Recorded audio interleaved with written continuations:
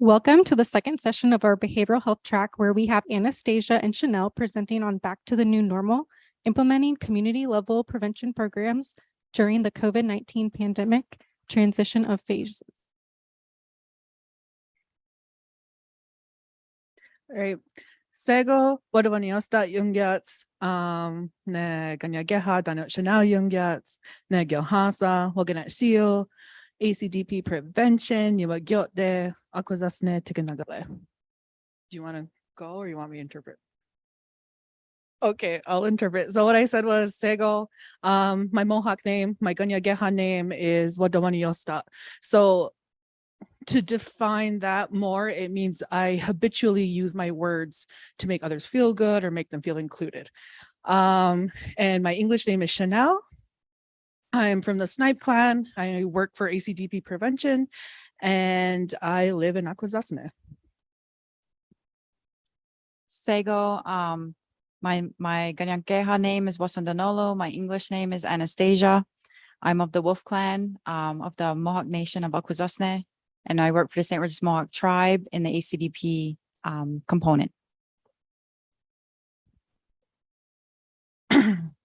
So with our program and our intros, as you can see, we have like a lot of like our program. We work with the community. So it's very community level, obviously. It's more focused on prevention, but also with recovery as well. So you can go to the next one. With everything we did this past year, there was definitely COVID-19 made an interesting factor in how we opened up to the communities, how youth were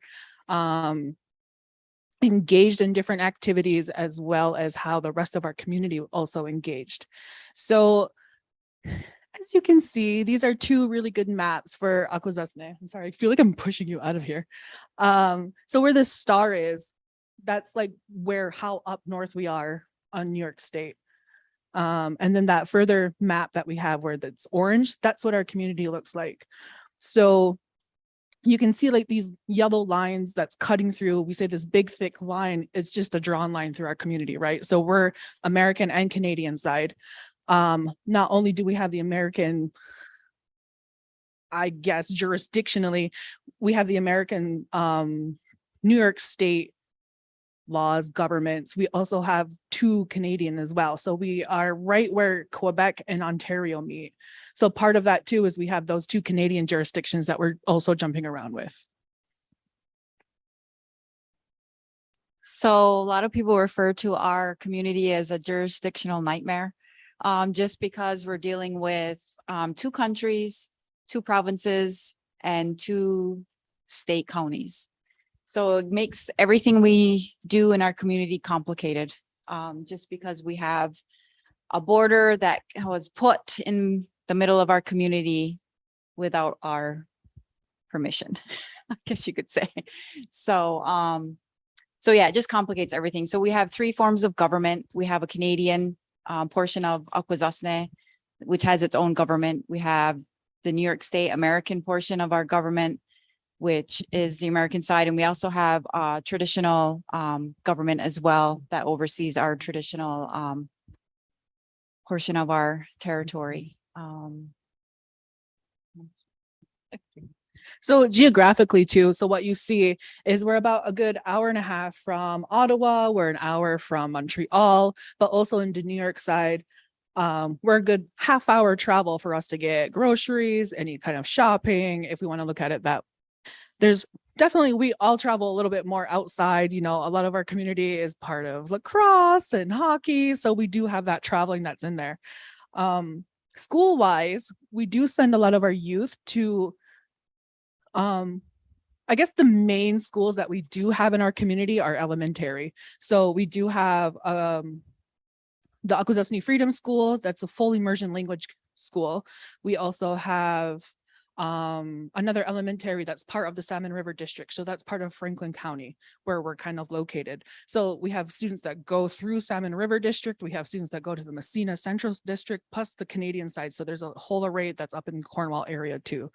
Plus our, like I said, more elementary, but that's more in our community where we're kind of housing a lot of our youth. We also have a and this is just like to brag. I feel like I'm bragging about some of our resources that we have in our community, right? So we also have this adult education, which is called Yohahio. So that's part of like if they're gonna get their GED, if they're going to do like it's college credits, but they're partnered with Algonquin and St. Lawrence College, which is up in Cornwall. So they're partnered with them and they end up getting like a 2-year certificate or a 1-year certificate based on what kind of programs are actually offered through there. When it comes to our culture for our community, we do have a revitalization program. So like maybe 5 years ago or so, they actually had people come in to learn more about medicines. They had them come in to learn about basket making. So the pack baskets are fancy sweetgrass baskets. They had a lot of people coming in through that and they're starting to learn more. Currently, there's actually this amazing, which I really love and I want to be a part of it. So don't tell if I leave, that's what I'm going to do. Maybe for the next 2 years, they do like a 2-year like full immersion where they're learning the language. So they end up getting people that are there, give them stipends to make sure that they're learning and they can like fund themselves where they're paying attention to that. So that's another part of their cultural revitalization, is trying to build up the language and our speakers in our community. I'm missing anything with our intro? Like I said, though, like we're super rich in programs, which I love. And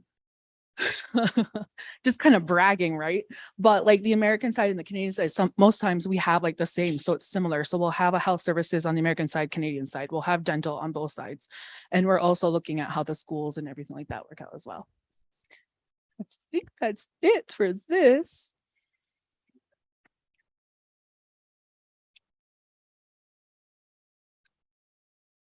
Yeah, so we have a formal border. We have that, which is more, I'm gonna walk through here. So it's more right through here for the Cornwall Island. To the 2 entry points in here, that's more informal, but it is expected for anybody who is not from the territory to, what is it called? To check in, to check in from there and just say that that's where they're traveling through. So there is a US Canadian border to enter Ontario, just one aspect. So everyone has to report. So those that live on Cornwall Island, you're expected. So the entry port is actually in Cornwall. So it's the entry port is actually over here. So if you live on Cornwall Island, which is part of Akwesasne, you need to travel across, report, turn around to come back home. And a lot of our community members will work or live or work or have family members or go grocery shopping on this side. So it's really complicated. Sometimes you're going through the border 2, 3, 4, 5, 6, 7, 8 times a day. Sometimes the lineups are 5 minutes, sometimes it's an hour. So it's just really inconvenient for our community to have to deal with a border on a regular basis. The ones in Quebec, so we have portions of our territory that's in Quebec. You don't have to, they're actually right here. You don't have to report if you're from the community, and there's actually no way out. It's surrounded by water. So I guess it's like what, like a peninsula kind of? I don't know what that's called, but like, so you can drive there, but you can't go anywhere else in Canada unless you go by boat. So that's why they don't really have entry ports in those sections, because you can enter Quebec, but there's nowhere else to enter Canada without going through water. So that's kind of like what we deal with on a regular basis. Any other questions for geographic of Akwesasne? Sure.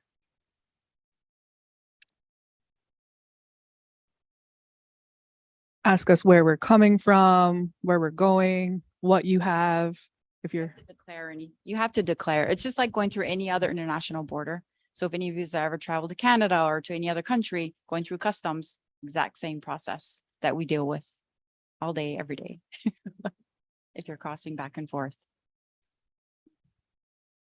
The only difference is, sorry, I just realized the only difference is, we can use our status cards as identification. We don't need a passport. Also, the thing is, the border was shut down during COVID, Canada border. People couldn't cross for a period of time. We had free range to go back and forth because people work on either side. You grocery shop on either side. There's medical appointments on either side. So depending on where you live, we're utilizing both sides of the border on a daily basis. So we were given free reign, which we actually liked during COVID because they shut the border down and there was no wait time. So it was like awesome. And then when the border reopened, we're back in the 45 to an hour lineup just to like go to a doctor's appointment or go to work or go to the store. So yeah. So, but yeah, it's just like any other border. You have to declare everything, but we could use our status cards versus a passport to enter. Next slide, please.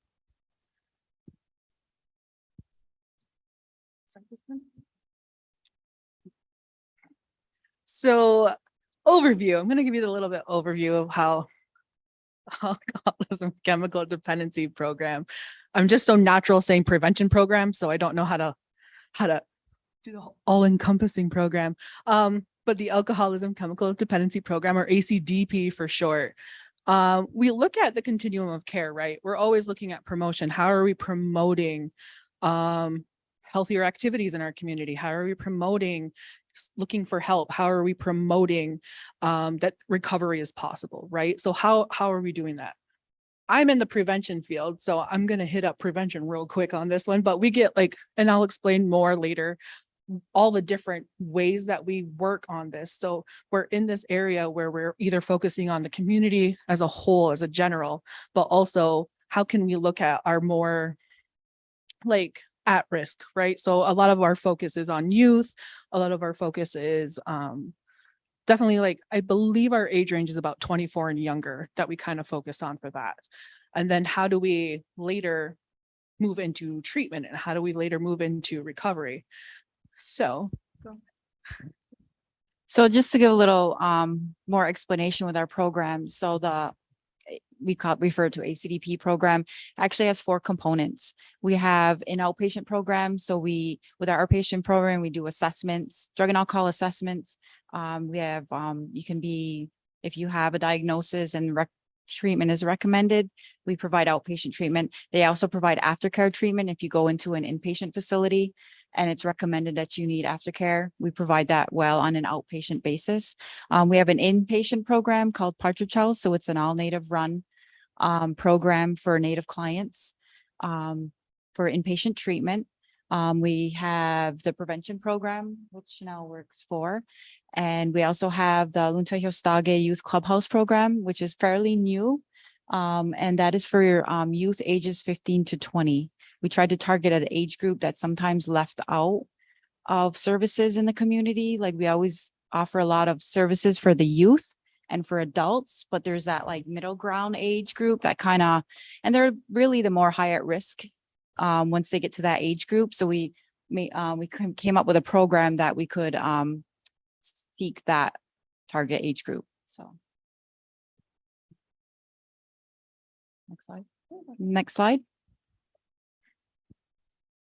yeah, I can talk about myself.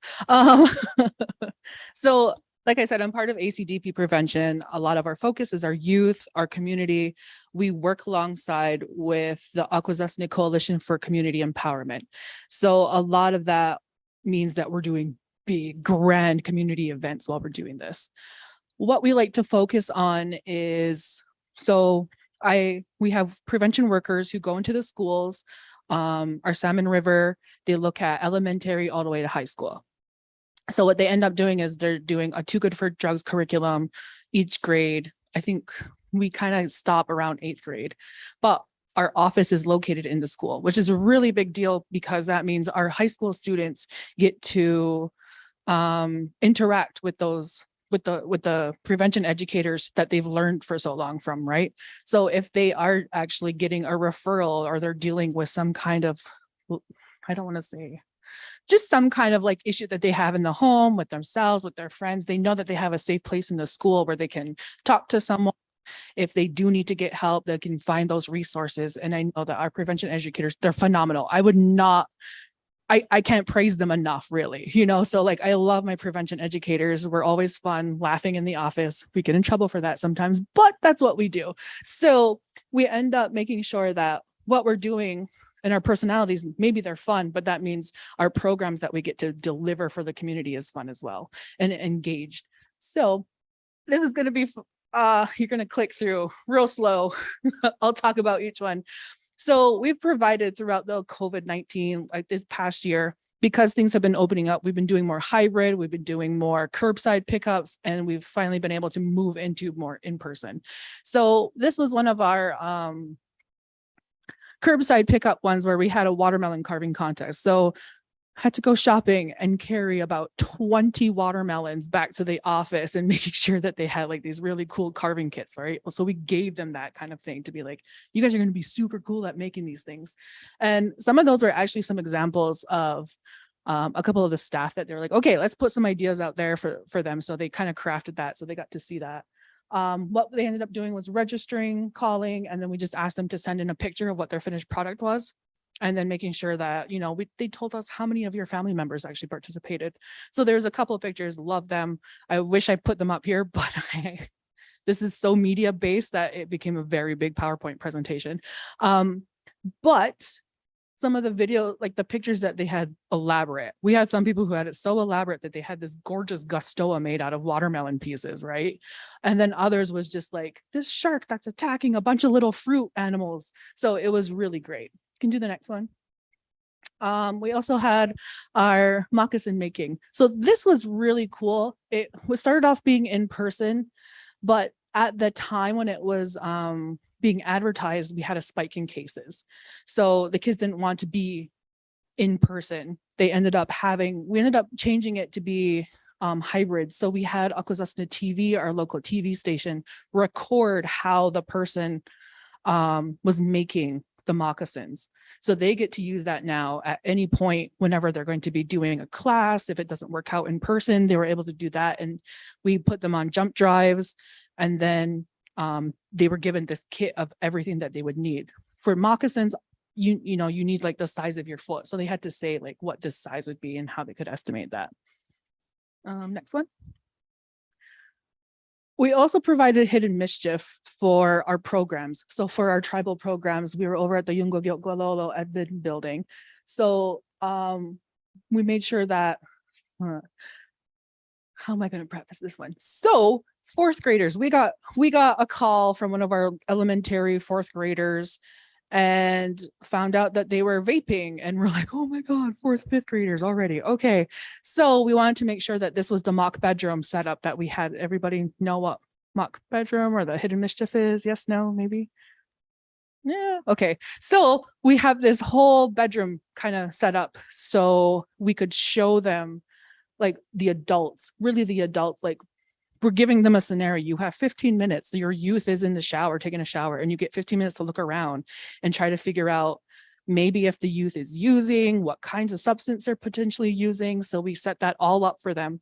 And we have about maybe 50 products that's in the room that gives an indicator as to if they are using any kind of product, right? So we'll have like under their bed, because jewels are magnetized, we'll have it like hitting up, like attached to something. There'll be a mouse that has like a weight scale on it, and you learned how to open that.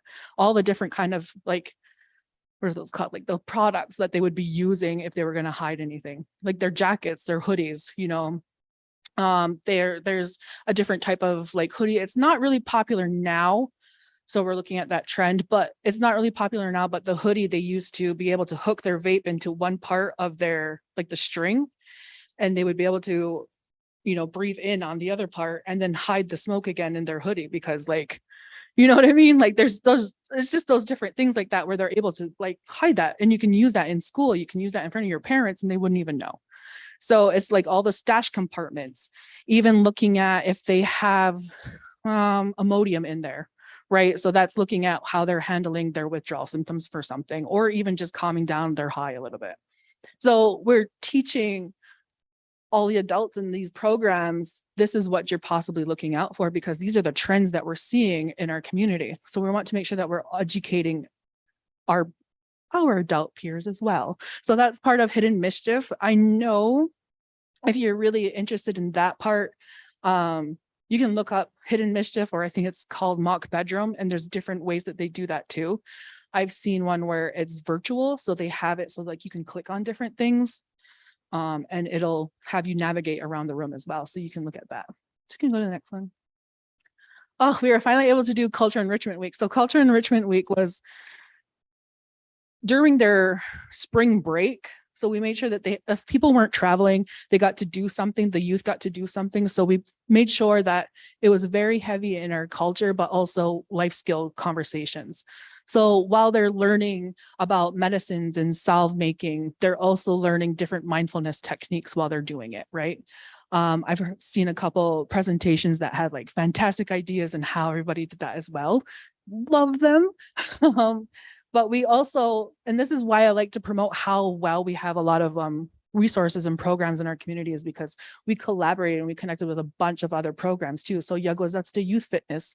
They do phenomenal work with like, oh, we're going to snowshoe, but we're also going to do like teach you how to navigate on a compass while you're doing this. So they're very heavily into outdoor activities.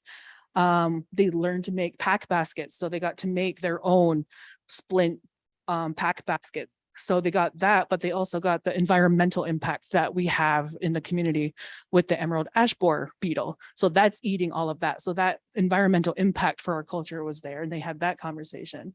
They learned about medicines, smudging, but they, in that sense too, like what the importance of it is, they got to learn why they hold those medicines with them. So they also got to make their own medicine pouch.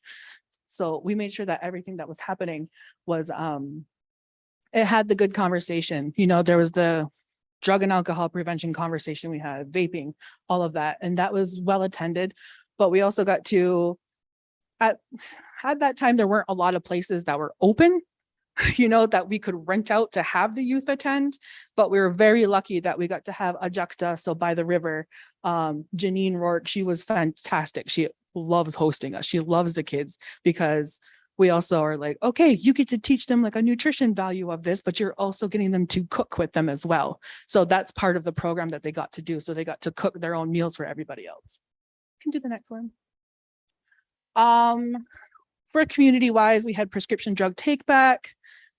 We had two, oh no, this one we had 4. So we had 4 areas in the community. So like how we were talking about the jurisdictions, right? So we had New York State side, Quebec, Ontario.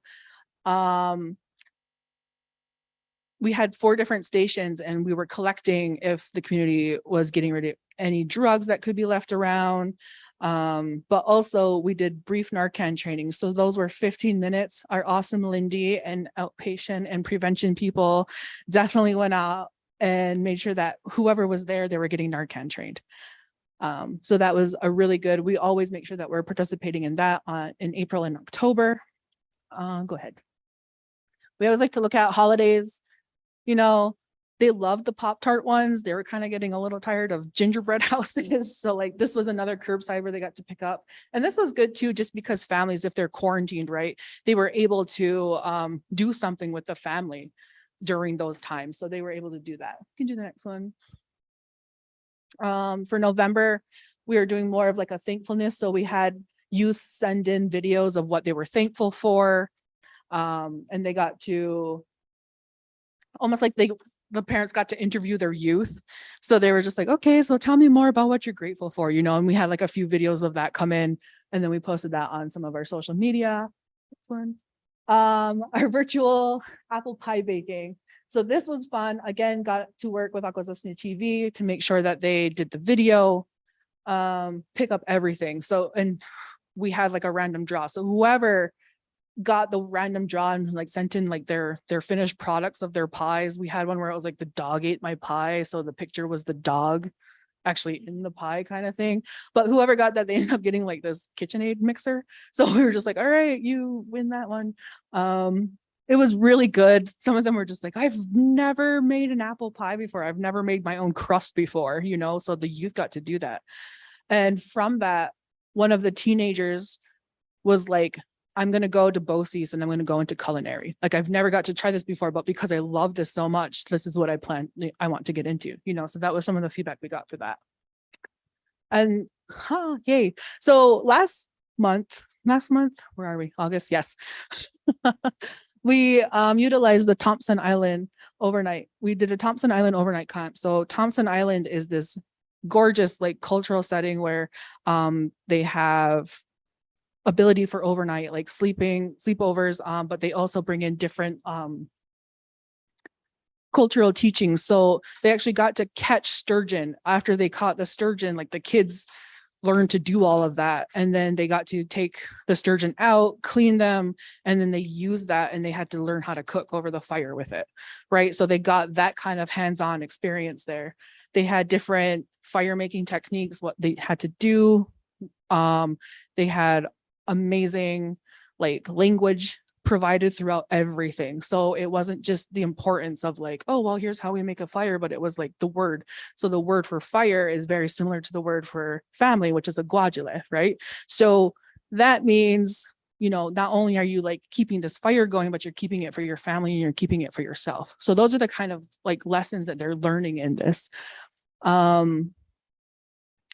Yeah, I think there's one more, and it's another little shout out to our Lindy because of Narcan training. So we had a big number of Narcan trainings that were pop-up. We looked at farmers markets. We looked at anytime there was like a community event. So we made sure that we made the list of dates that were up there too. So we had just recently, we had our Akwesasne Wellness Week, super well attended, but we made sure that the Narcan training was going to be at the health fair where they had the blood drive, they had this inflatable colon, you know what I mean? So they had like a lot of things there that could attract you, but also it was the first tent you saw when you walked into the health fair, which meant, how are you going to walk away from that? How is Lindy not going to like pull you in? And I'm only mentioning her because she's in the audience. So I'm trying to see how many times I can get her to laugh. So a lot of that, it was really well attended, and we're just making sure that we have that opportunity out there because we have had a lot of losses due to overdose, and we want to make sure that that's the conversation and it's out there. And we even have our own upcoming overdose awareness 2 days, but I was on the meeting and I don't even remember what we planned on. So but that's what we have coming up the end of August. I think that's a lot of what we've covered in this past year, or what we plan on. Currently, right now, we're in our own summer program, where we're kind of basing it off of Healing of the Canoe curriculum. And we do have the big like 12-person canoes where the youth are actually learning to do that. But we do have a lot, like our prevention educators got canoe skill trained. So they all had to go out, learn how to use the canoe as well as the big one, how to navigate water, making sure that they're safe on the water. But with each canoe, like we pull in different programs. So I'm trained in sources of strength. So when we talk about suicide prevention, I'm making sure I'm pulling in like the strength-based conversation. And then after that, because maybe that could be potentially a heavy subject, we kind of get them to go out on the water. So that way they're working together to build up their own strengths and see where they can navigate that as well. They also are getting, the substance use conversation. They're getting medicines. They're getting, they got my favorite. I love when we bring in one of our painters. She does this awesome conversation about how we use pottery and the different techniques and designs that are used in pottery, but she puts them into painting. So they get to utilize those, but not only are they learning how to use it, but what they mean. So she also incorporates language. So she's like our all around kind of artist that we get to use. But she loves our summer programs and is always like, I'm there, book me, so the youth like come out with these gorgeous, gorgeous pictures afterwards. So that's what they're all on. My prevention workers are doing this week and next week, but I kind of can't wait to hear how their week's been this week. So, but that's what we have been going through and that's what we've been doing. I think that's it with this one. Oh yeah. Pictures. So this right here is a picture of one of our pop-up Narcans. It was right at our police station. one of our local police stations, and they go all out just because they want to like show off their giant command center that with all the lights and stuff, right? So they're out there, they're always out there helping us out with that. This up here is actually my prevention workers, someone from compliance, and all of our youth coalitions. So we have an Akwesasne youth coalition that we work with, and they were all getting their pictures ready to go do Project Sticker Shock. So in Project Sticker Shock, they go out, there's these stickers that they put on all of like the beer cans, all the wine bottles. They made all these different things that they can put out there, and it's to say to stop selling or providing alcohol to anyone under 21. But this is them, right? So this is the youth, and they're the ones who are out there doing it. And while they're out there driving from all of our tribally licensed convenience stores that do sell alcohol, they're doing environmental scans. So we have conversations about what does this look like when you're walking into the store. Do they have their 21 ID sign up? What does their advertisement look like when you're in the store? So right here, you can see how they have this giant like Coors Light sign. So they're taking note of that, and they go, every time I'm in a store, how many times am I seeing this? I could just be in here getting a bag of chips, but I didn't realize how often or how normalized this looks that there's alcohol here, right? So they're all in there putting the stickers on. It takes them like a good 2 hours, but this is like our youth coalition. We work with our sources of strength students that's with the Salmon River School, as well as the health club. So we're pulling in 3 different types of youth organizations just to go out and have that scan and have that conversation. What was great about this past year is because New York State is legal with marijuana. So there are many dispensaries popping up in our community, and the youth were like, are we going to be able to do something like that for these dispensaries? Because we know our peers don't have this conversation. We get to have this conversation with you guys, but like, how do we start that conversation with our friends, right? Is there a way that we can go out to these dispensaries and make sure that because of all these products that are coming out, it's very geared towards youth. It's very, like they have Sour Patch gummies that look just like the candy, and picking out the difference is really difficult unless you're smelling it. So they're like, how can we do something that's similar to how we're doing Project Sticker Shock with alcohol, but with all these dispensaries? So that was what I thought was really great about how this year came out. And on the other side was just more of like our Narcan training, getting more information out there, talking about doTERRA. And that's some of our other staff that we have. So there's Dahunda Howie, and she is in charge of our Native Connections suicide prevention grant. And then myself and Michelle on the bottom, and one of our old prevention workers up there. But that was during our May Children's Mental Health Awareness Month. So we made sure that regardless, our conversations are out there, right? So I think that's it for this. Oh. So universal, I forgot how much I'm talking in this. So you can do all 4. So this is one of our campaigns for our billboards. We try to make sure that we have families from the community, whether it's with their youth or they're just out doing something that is very normal for our community, where we're having a perfect moment to talk about alcohol. So this is one of my workers, but I love it because he's just like, her son's super cheesing in his hockey outfit. But this was like her first month back with us, and she was just like, yes, we're doing a billboard. I was like, okay, that's what you can go do then.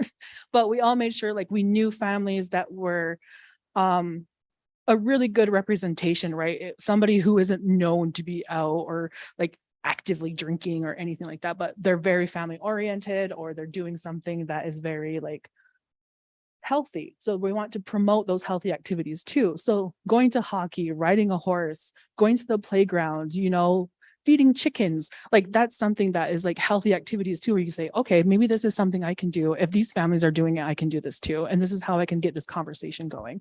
So these get put out seasonally. We make sure we have 2 going throughout the whole year. And we're always constantly, these are just 4 of them, right? So we have like maybe 10 more of these that are kind of similar to this kind of picture. I can do the next one. And then we do, wait, I gotta read them because I don't remember what they were. But also to, we want to connect on social media. How can we get that information out there? So we did October is National Medicine Abuse Awareness Month. We made sure that we had like statistics, and this is from our local like our youth drug survey that we've had. So we make sure that we're putting a little bit more of our local statistics out there. And that way they know like, okay, well, maybe this is where they got their prescription drugs, or maybe they're getting it from a friend, you know, so there's different types of stuff like that. You can do the next one. And then we did Problem Gambling Awareness Month because kids are home. All these games are out there. There's so much money getting tossed into video games right now that people don't realize that that's a potential way to be gambling. So that's the kind of conversation that we made sure we had during Problem Gambling Awareness Month, is like your youth are starting to get the idea that it's normal to gamble already based on some of these video games. So like they're spending money on, say, well, I play Call of Duty. So you're spending money on these different like skins or guns because you think it's going to make you play better, but it really doesn't make you play better. It's just your skill set, right? But you're still spending that money on it. So you're basically just spending money on something that, you know, you think is a risk, or like you're going to get something out of it, but you don't. So that's like the kind of conversation we have with our youth for that. Do the next one. This was just to promote Project Sticker Shock, to make sure that everybody, you know, just so they knew why the youth were going out there, why there was those pictures. And then the next one, we got to work with Sources of Strength program. So this is one of my favorite groups that's at this Salmon River School. And what they were doing was promoting the Got5 text lines for the crisis text line. So during the Children's Mental Health Awareness Walk, they decorated part of the walking trail. And they were promoting more of like how to, well, basically promote like that text line. So if they're in crisis, and that's not just for suicide, but it's for like any kind of emotional crisis, if they're stressed out, whatever, then they're texting Got5 to, I believe it's like 741-741, and they end up texting with a potential counselor for that. And that's national too. So I know if you look up like where you are, there's a special thing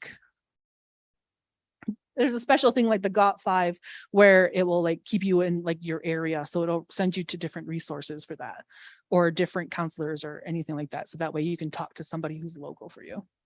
But that was part of them. And now I'm going to give it to Anastasia. Okay, so I'm the supervisor for the Lunta Youth Clubhouse program.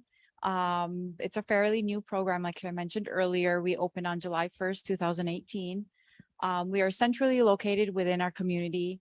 We're located within a Diabetes Center for Excellence building next to Generation Park, which gets utilized immensely by our community. So we feel like our location was really crucial. So we have a lacrosse box, we have a walking trail, there's like a soccer field, baseball field, like surrounding this building. So we feel like youth that are in the area can easily pop over to see us, which we love. So we serve ages 15 to 20 from the community, and we welcome new members at any time, any given day. We're open 6 days a week right now, Monday through Friday from 1 to 9 p.m. and Saturdays from 12 to 8. So we're basically a safe, welcoming space for youth to come that's alcohol, drug-free. We promote like healthy lifestyle living, alcohol, drug-free. Go to the next slide. So our mission at the Clubhouse is to provide a safe and welcoming environment for youth and young adults to develop pro-social skills that promote long-term health, wellness, recovery, and a drug and alcohol-free lifestyle. Our goals, we have several goals that we try to achieve to get the youth to participate in. And for them is skill building, self-esteem and self-worth, develop a sense of responsibility to not only themselves, but to the community, encourage positive and family relationships, peer and community involvement. So we're always encouraging to volunteer and help out in their community or with their neighbors or with elderly. And also, and most importantly, to maintain a drug and alcohol-free lifestyle or strengthen those that are already in recovery. And we always provide, that's our number one thing, is we're always providing cultural centered activities and education to promote self-awareness and strengthening their own identities. We feel culture is crucial in our community, that if we can get the youth back into their culture, into their traditional ways, our ways is our way of life is not to be using alcohol and drugs. So we feel that's important to help them along their path in life to try to make good decisions. So some of the education and activities we provide are tutoring. We have peer youth support groups. Always number one, cultural education. We provide tons of cultural craft workshops. Those are very well received with our youth in our community. Traditional medicine workshops. We also provide fitness and health education and workshops. We encourage healthy foods, traditional foods workshops, and of course, drug, alcohol, tobacco education, any kind of healthy lifestyle education or anything we can provide them to help them make good choices. And we also can provide referrals to health and wellness supported programs. So with my staff there, if they notice or if any youth wants to confide or they have a basic conversation while they're at the clubhouse and they notice there's some issues going on, whether it's like they're feeling depressed or suicidal, we can refer them to resources. Or if they're having any issues at home, or like we notice some kids, we always provide food at the clubhouse. We're always trying to make sure that they're have snacks or meals provided for them. And we notice some kids are coming in and they're like eating more, or they're stuffing their bags with extra snacks. That's kind of a sign that maybe they're not getting enough at home. So we can provide, we have resources in the community that provide like food banks and different things like that. So we can make referrals to make sure that all their needs are met as best possible. Next slide.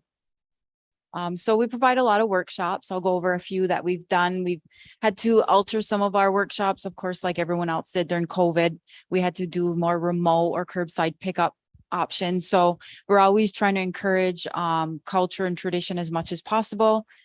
So we had a local community member come in and teach how to make strawberry cornbread workshop. So we had did it through Zoom. It was in the middle of when our cases were kind of high in a community. So we had the kits of all the ingredients and everything they needed to be able to pick up curbside pickup. And then she went on and taught the class over Zoom. That was very well received. The kids loved it. They sent us pictures afterwards, and we kind of asked like, did you do it as a family, or like who all participated? So we like to encourage as much family activity and participation as possible with all our activities. Next slide. Another one we encouraged was a virtual family night. So we provided snowshoes, kits, like so hats, mittens, snowshoes. We even provided like a little snack after with hot chocolate packets and popcorn packets. So once they come in from the cold, they could warm up and sit around and maybe talk about their little activity that they went through together. So we provided them with snowshoes and like a whole kit full of stuff for them. And then they sent us pictures of them snowshoeing with their families, and just always trying to encourage that family togetherness and participation. Next slide. Another one when we did virtually was during Halloween. We did ghost in a graveyard desserts. So there are these little dessert kits you can make, and you can put like little characters out of different like Cool Whip or different like gummy worms and different things like that. So we provided kits that they could pick up. And again, we encouraged them to do it with their families and send in pictures of what they created. Next slide. So this one is we do a Back to Our Roots garden project. Normally we would just do it with our youth in the past, but we also have this program I kind of came up with a few years ago called Dada and Me. So a Dada in our language is just basically an elder. It could be a grandparent, it could be an aunt, it could be an uncle. It just means elder. So I thought of this idea of, because a lot of times not in our community, but many Native communities are the grandparents are either raising their grandchildren, or they have a big part of their life, like after school, if the parents are working, they're like hanging out with their grandparents and stuff.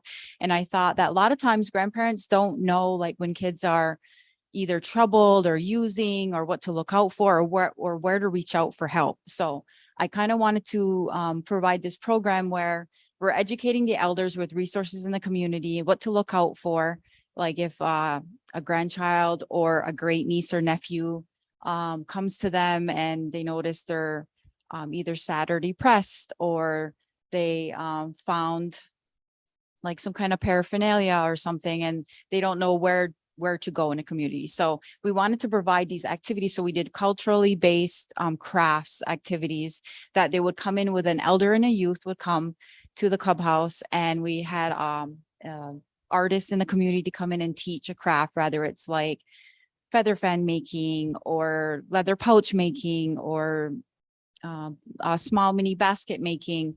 And while they're making that, we can have this education that's really geared for the elder, not really for the youth, but just to provide them resources and education on what to look out for, where to go in a community if they need be. And it also builds that bond between a youth and an elder. So that's another trusted person that they have to go to for something if they're going through something. And sometimes they don't always feel comfortable talking to a parent or a teacher. It just to build that connection between an elder and youth.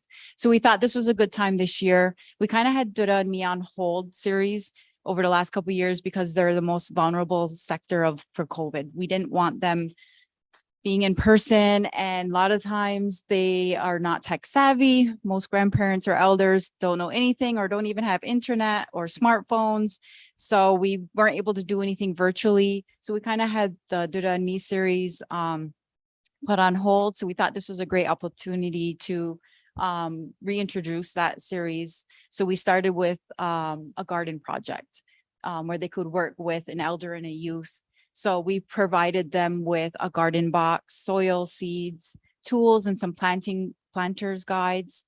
And we also had them come, and when they picked up their kits and everything, we kind of had some speakers and traditional people there to talk about the importance of gardening and sustainability and how it's important not only now, but what it meant to us in the past and how we relied, our culture and our people relied on it so much in the past. And with today's society, you know, it's a very good way for a wellness activity. It's also good to save money because everything is rising costs and everything. And it's also a good way to connect with a family member as well.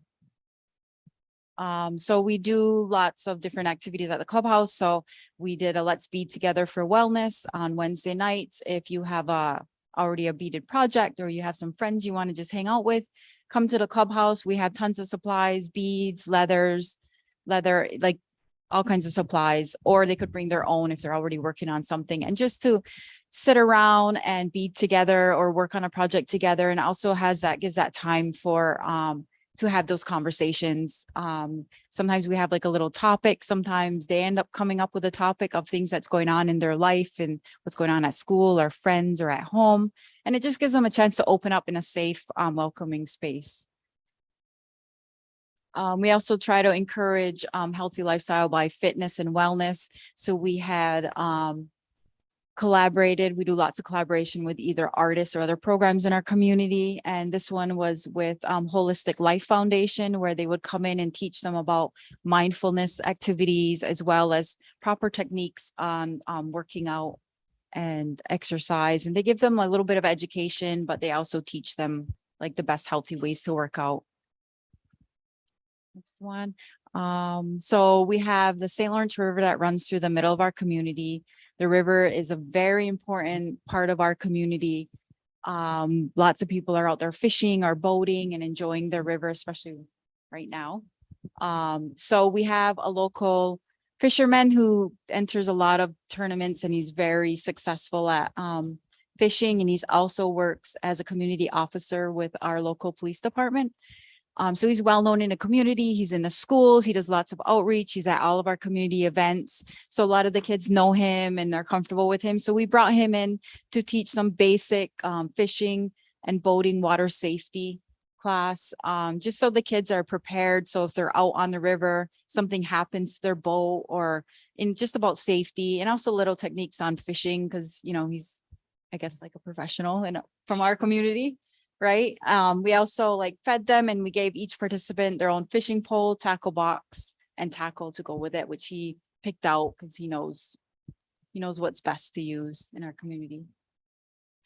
We did a Mother's Day crafting event, Ista and Me event. So it was a mother or an auntie or a grandparent or any female person in a youth's life that they could come in, and we brought in a vendor to come in, local artists to make fancy medicine pouches that went over really well. They always like making their crafts. Next slide. And another one we did for part of Wellness Week is we hosted a feather fan making, again, with one of our local artists. We utilize them a lot. We try to utilize as much local artists and crafters and programs as much as possible, so the youth know like who they can go to in the community. That we have a lot of our programs, we always have waiting lists for our activities. They're very well received. So here's some pictures. So this was a picture of the cornbread. So they made one into a heart shape, but it was a strawberry cornbread. Some of our leather pouches, corn husk dolls. We did a turtle shell medicine pouch. That's a group of them. Once we're able to gather, our place is packed. We have to like find room for them to all squeeze in our space. And then whenever we can hold outdoor activities, we hold outdoor activities. And that was one of our previous Back to Our Roots gardening projects. They were learning on little planters. So they did like a little demo, and then they got to take home a garden box and all the kits and stuff for it. And I'm going to try and wrap this up real quick. So part of what I said is like our connection is key, right? So we're always working with a giant group of all of our programs. Part of that is the Yakuza Coalition for Community Empowerment. So their mission is Skatne Yungwazat Salaya, which means together we have strength. So we're bringing our minds and community resources together to empower our community and its members to live healthy, drug and alcohol-free lives by modeling a strong, positive foundation for our future generations. So these are examples of our flyers of like our huge community events. These are like 500, 600, sometimes we're like, oh, we hit 1,000, so like that's how big these activities are. So our drive-through trunk or treat, we had this long line that's just snaked through our community while we were on Margaret Terrence Memorial. So we had about 40 programs all dressed up in different like Halloween, like kind of attire. We had people like Disney princesses and Mighty Morphin Power Rangers, we had them all, and they were all lined up along this one way.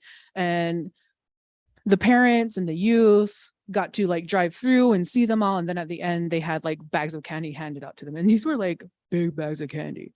So we've had feedback from them that said like, look, we even had parents that dressed up their own vehicles so they could have like their own little Halloween party while they're waiting, in the vehicle. So like the kids are watching like Nightmare Before Christmas, and we had a local radio station playing Halloween music throughout the whole trip.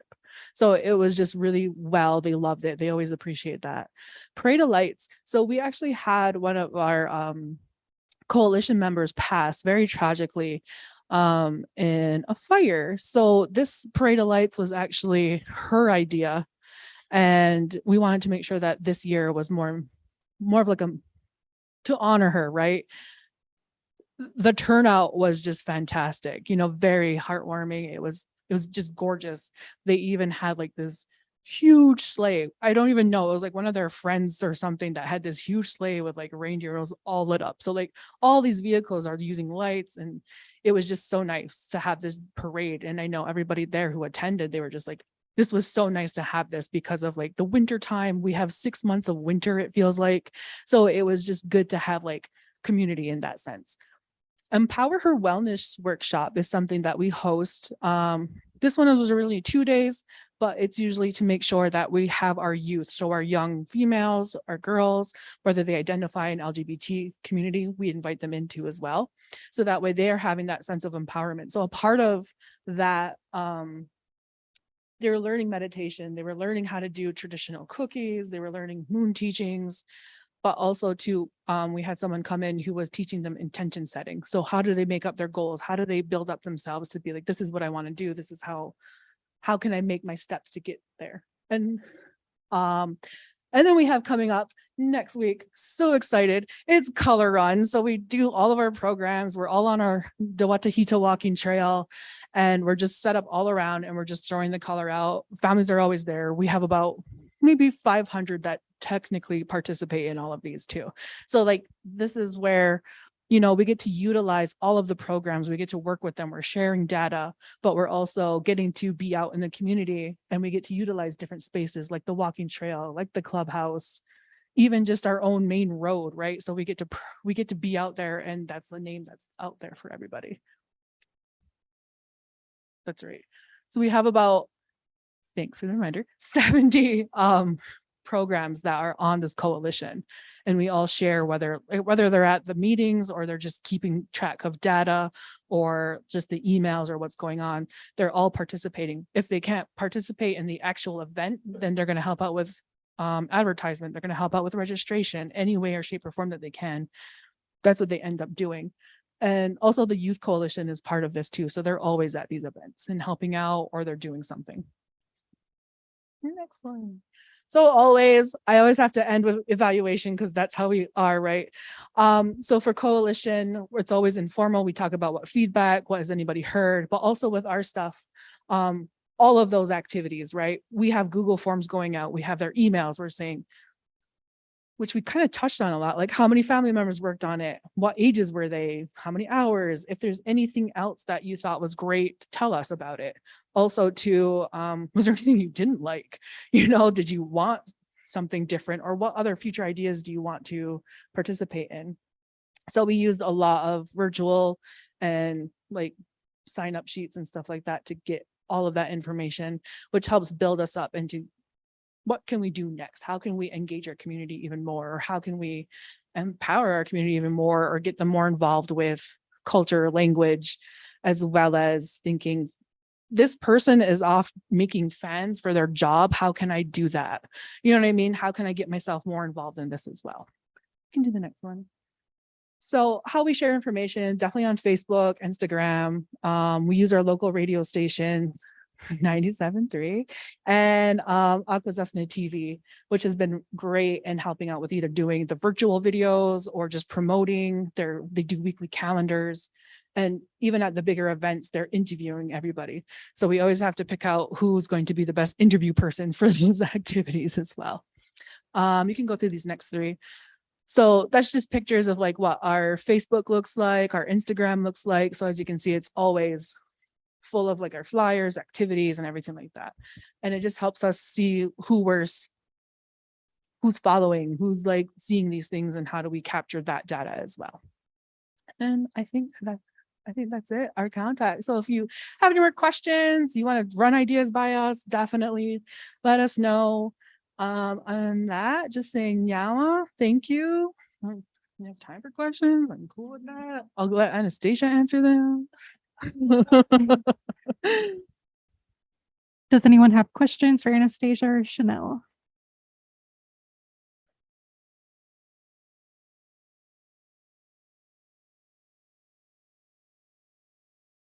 Healing of the Canoe, I believe like you have to go for the training.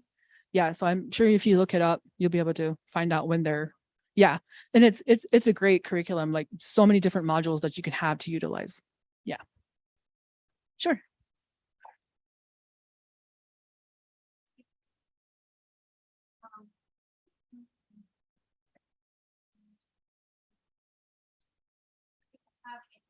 Mhm.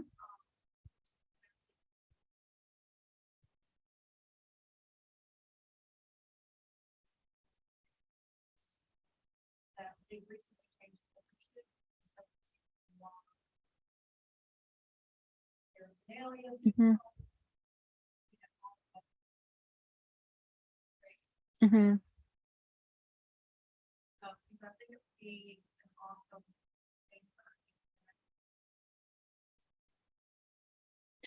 Yeah.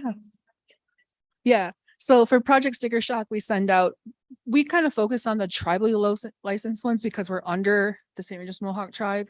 So we want to make sure we're focusing on that because compliance department does go through and they're checking too. So they know they already have that agreement, but we sent out letters to the different businesses if they want to participate or not, or if there's any kind of limitations, like they can't go into the beer cave or they can't go, you know what I mean? So there's different things that we ask about that. So definitely it's not just tribal, but you can, it's a national, I believe, kind of campaign, but we kind of, use that in that way. But definitely if you're working with convenience stores or the stores in themselves, you're not saying we don't want you to sell it, but it's more we want to work with you so you're preventing youth from, We had a comment from a virtual viewer and they said, this program is awesome, very involved, so many good takeaways. So thank you so much. Any- Thanks. Yeah. All right. Well, thank you, Chanel and Anastasia, for such a great session. USET would like to present you with a gift. I'm going to slowly make my way up there to present it to you. Thank you again. And after this session, we will have lunch.